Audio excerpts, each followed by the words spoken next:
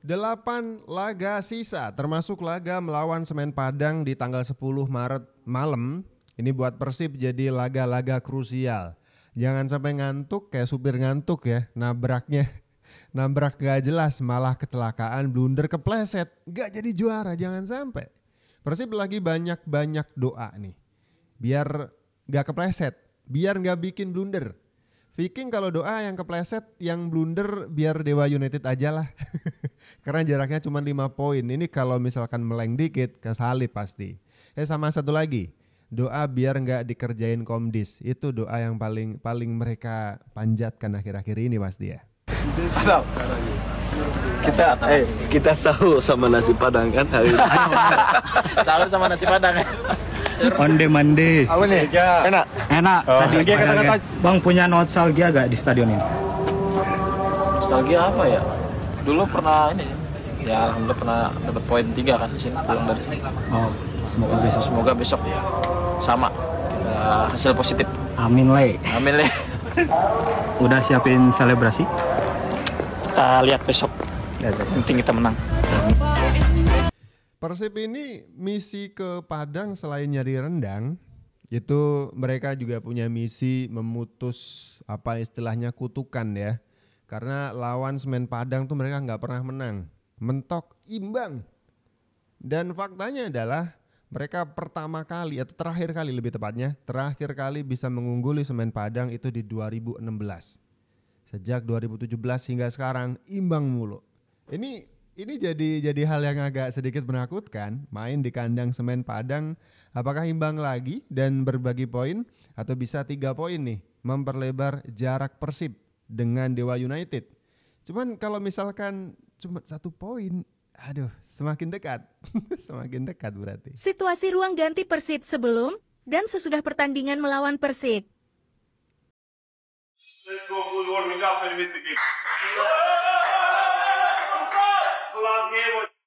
Dan semua ini locker room saat sebelum melawan Persik ya. Terlihat tegang semuanya. Menjelang pertandingan lebih tegang lagi. Ini sebelum babak pertama ya. Dan semuanya saling memberikan semangat satu sama lain. Berdoa tentu saja, seperti yang kita sebutkan tadi, banyak doa ini, baik pemain maupun supporter lagi banyak doa.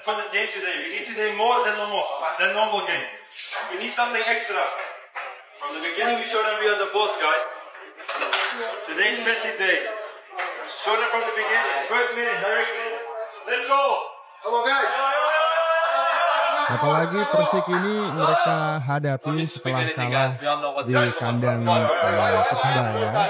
Mereka masih trauma dengan 4-1. Ternyata juga bisa balas ya. Balikin lagi kepercayaan diri dengan melesakkan 4 gol dengan suara yang sama nih. Sama seperti saat terjadi ketika mereka melawat ke kandang Persebaya. 4-1 juga. Babak pertama agak sedikit berbincang-bincang apa yang mereka lakukan semua kesalahan yang terbagi di babak kedua. Listen, 2-0. You need to play in the 0-0. You understand? Game like 0-0. Okay. So far was good. Now these 45 minutes we need to be calm. Lebih tenang, lebih menikmati permainan, itu yang diminta Boyan Hodak kepada para pemain Persib. Don't make a problem, come on, There's no problem. Guys, we continue like it's 0-0. Come on. No euphoria for first 45 good half. It's nothing. We start from scratch, we start from 0, and we go all over again. Ready, guys? Hey, ready, guys? Come on. Go, guys. Work together. Sing like a Yes! Okay. Now, don't dimulai. Dan setelah selesai pertandingan dengan skor 4-1, senyum baru mulai muncul di sana. Terima kasih sayang. Senyum baru mulai muncul di sana. Maklok bahkan berteriak terima kasih sayangku. Entah dia ngomong sama siapa. Karena di ruangan ganti cuma ada laki-laki semuanya di situ. Yes, dengan kepalan dan semuanya. Thank you, David. baru muncul senyum. Baru muncul senyum. Kita bisa paham. Sekali lagi, satu pertandingan sebelum pertandingan ini adalah pertandingan yang mereka kalah di kandang Persebaya dengan skor 4-1. Ketika mereka sudah menatap tangga juara yang semakin dekat menuju ke pucuk, dan ibarat kata Greg Nokolo, satu tangan Persib itu sudah pegang piala ini. Tinggal satu tangan yang lainnya ini bisa nyampe atau enggak. Kalau enggak, ini bisa tangan satunya juga lepas dari piala. Makanya ketika mereka menatap gelar juara tapi kalah 4-1, ibaratnya saya udah bener di jalan yang tepat belum sih? Atau saya berandai-andai saja? Saya bisa paham. Kepercayaan diri Persib waktu menghadapi Persebaya sedang dipertaruhkan, sedang diuji. Kepercayaannya itu sedang diuji. Percaya jadi mental juara itu masih bisa di apa istilahnya ya. Mereka masih bisa relay ke mental mereka sendiri atau tidak begitu. Ini kita sedang dalam situasi 8 pertandingan sisa termasuk melawan Semen Padang ini dalam situasi yang sangat-sangat tegang. Ini saya ada satu video bagaimana DDS di ruang ganti benar-benar frustasi keluar sangarnya. Nih, marah benar.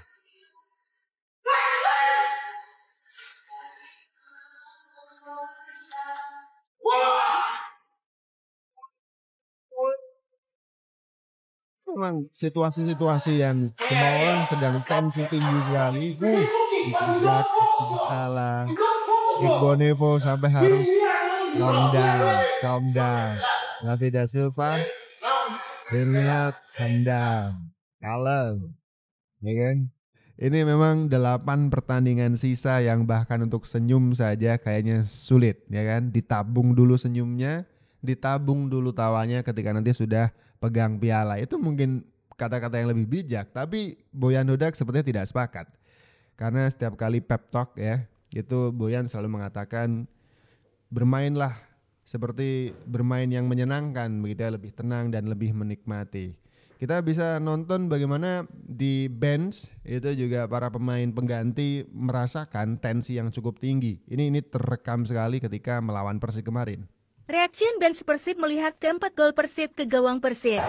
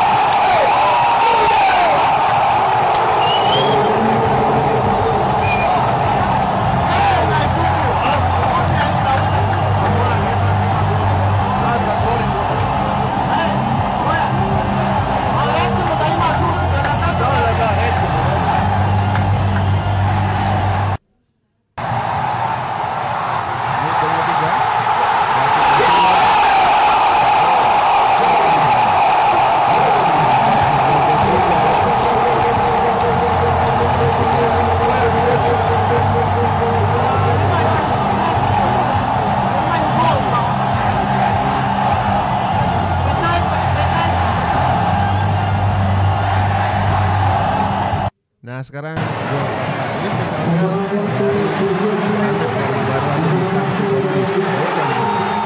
Oh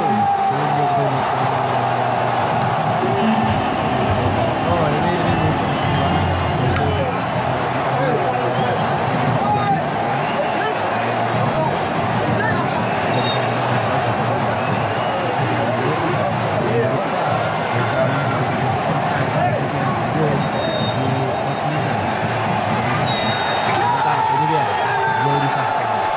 Udah bisa muter.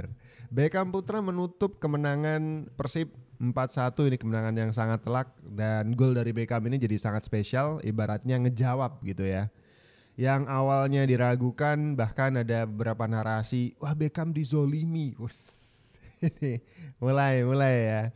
yang agaknya juga di narasinya sama ya, disuarakan juga oleh Boyan Hudak dan orang-orang di Persib bahwa Beckham Putra mendapatkan sanksi ban 3 pertandingan dan 75 juta denda. Ini adalah sebuah keputusan yang kurang bijaksana dari Komdis PSSI begitu. Nah kemudian sekarang yang dikeluhkan dan juga diprotes oleh netizen adalah kenapa dengan performa yang begitu cemerlang Beckham Putra di Persib ini kok gak dipanggil sama Patrick Kluivert. Kenapa Beckham Putra tidak dipanggil dari Persib Bandung? Gue bertanya-tanya nih jujur aja. Gue bukan fans Persib, gue netral untuk Liga Indonesia. Tapi gue tuh setiap nonton Persib Bandung main, ya, dan Beckham Putra di situ tampil, itu mainnya bagus, selalu bagus. Hampir jarang mainnya tuh underperform. Dan gue rasa dia layak dikasih kesempatan. Apalagi mungkin di lini tengah, ya bisa lah dia bersaing dengan Egy Maulana Fikri sama yang lain. Untuk di lini tengah bisa bro menurut gue. Kalau dikasih kepercayaan. Sangat disayangkan menurut gue Beckham Putra gak dipanggil. Walau gue gak tahu ya sudut pandang kalian seperti apa. Bisa jadi kalian setuju ataupun kalian ngerasa gak layak atau apapun itu terserah kalian. Tapi menurut gue sebenarnya Beckham Putra layak dicoba sih. Menurut gue ini. Tapi balik lagi memang sudut pandang setiap orang kan beda, bebas. Menurut kalian gimana nih? Dengan skuad yang ada timnas kita mampu nggak untuk menghancurkan Australia dalam waktu dekat? Coba deh kalian tulis di kolom komentar. Oke, menarik nih pertanyaannya. Beckham Putra dengan performa yang gemilang membawa Persib di puncak klasemen sementara dengan 8 pertandingan sisa menuju juara ini, kenapa masih tidak mendapatkan perhatian yang cukup? Tidak dilirik bahkan oleh pelatih timnas yang baru Patrick Kluivert. Ada Kambuaya di sana yang masih dipanggil dari Dewa, kemudian ada Marcelino Ferdinand yang abroad di Oxford, ada Ivar Jenner, ada Tom Haye tentu saja, ada Egy Maulana Fikri dari Dewa. Kayaknya Dewa United ini penyumbang donatur paling banyak pemain yang masuk ke timnas yang dipanggil sama Patrick Kluivert begitu ya. Ini ada yang protes, kenapa Beckham Putra tidak begitu? Nah ini kalau misalkan mau agak bijak ya mungkin di mata Patrick Kluivert secara kualitas masih kalah dari pemain-pemain yang sudah dipanggil ya. Tapi kalau misalkan mau julid ya kenapa iya ya? Kenapa justru Kambuaya? Kambuaya main bagus sih di Dewa United. Cuman kalau misalkan mau ngasih imbangan Beckham Putra masuk kok. Kalau menurut kalian seperti apa? Coba tulis pendapat kalian tentang ini di kolom komentar di bawah.